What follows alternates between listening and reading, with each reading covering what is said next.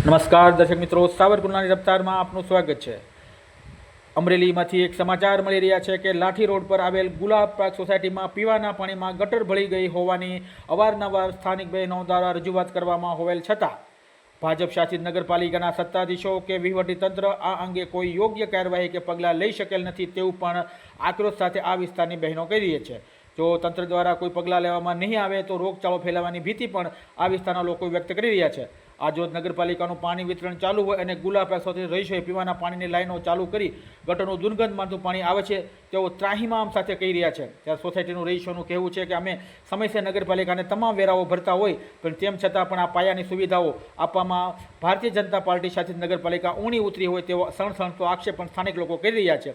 ત્યારે આ અમરેલી વિસ્તાર એટલે કે રાજ્યના મંત્રી કૌશિકભાઈ વેકરિયાનો વિસ્તાર છે અને તેઓ પોતાના પ્રવચનમાં અને અવારનવાર સોશિયલ મીડિયા તેમજ વર્તમાનપત્રોમાં અમરેલીમાં વિકાસ હરણફાળ ભરી રહ્યો હોય તેવી ગુલબાંગો ફૂંકતા હોય છે, પરંતુ વાસ્તવિકતા કંઈક આવી છે તેવું પણ લોકો આક્રોશ સાથે કહી રહ્યા છે। ત્યારે જોવું રહ્યું કે ભારતીય જનતા પાર્ટીના શાસકો હવે આ કુંભકર્ણ નિદ્રામાંથી ઊભા થઈ અને લોકોનો આ મૂળભૂત પ્રશ્ન ઉકેલવામાં યોગ્ય કાર્યવાહી કરે તેવો લોકો આક્રોશ સાથે કહી રહ્યા છે। Bureau report, સાવરકુંડલાની રફતાર।